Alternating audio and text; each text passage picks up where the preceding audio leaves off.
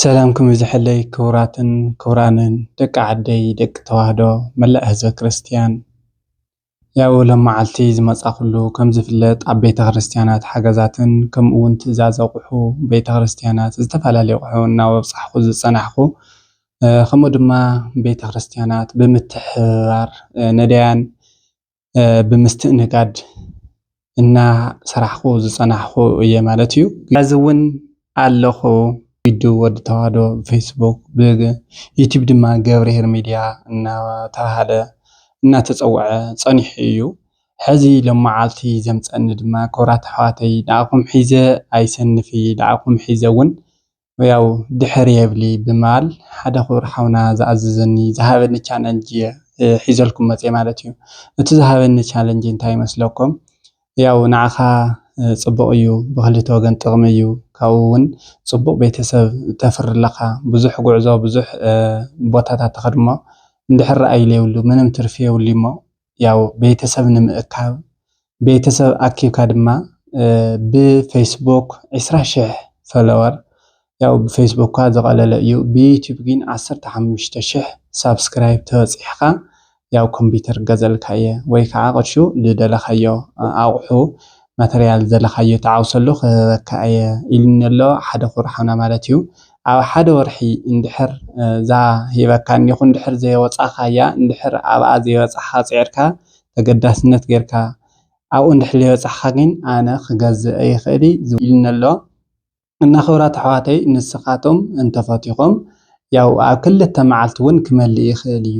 ብዩቲዩብ ብገብርሄር ሚድያ 15,000 ሳብስክራይብ ያው 20,000 እዩ ኢሉኒ ነይሩ ግን 20,000 ቃዕመ ይኾነ ኣነ ብቕልጡፍ ክወፅሕ ይኽእል ዩቲዩብ ስለዝኾነ ዩቲዩብ ከቢድ እዩ ስለዝበልክዎ ያው 15,000 ሳብስክራይብ በለፃሕ ኢሉኒ ኣሎ ያው 5,000 ሳብስክራይብ ኣሎ ሕዚ ዝቃርዮ ድማ 10,000 ሳብስክራይብ ኢና ማለት እዩ። ክቡራት ኣሕዋተይ ብፌስቡክ መጀመርያ ፈለው እናበልኩም ትኸዱ እሞ ቤተሰብ እዩ ናተይ ቻለንጅ ናተይ ዩቲዩብ ማለት ንኩሉ በተለይ ህዝበ ክርስቲያን ንኾንና ምንም ክዕንቅፈልና ኣይኽእል ምንም ተቃውሞ የብሉ ምንም ዓዘር ቆዘር እውን የብሉ ሰናይ ስራሕቲ እዩ ንስኻትኩም እውን ትጥቀምሉ ትርብሕሉ እምበር ካሊእ ትጉድእሉ ነገርስ ኣይኮነ ማለት እዩ። ክቡራት ኣሕዋተይ ስለዚ እናኣተኹም ሳብስክራይብ እናገበርኩም ያው እቱ ኢሉኒ ሓወይ ከተውፅሕለ እየ ደልየ ማለት እዩ። ሎመዓልቲ መፅአኒ ክቡራት ኣሕዋተይ ያው ገብርሄር ሚድያ ከምቲ ትሪእዎ ዘለኹም ተለጢፉ እኒኦ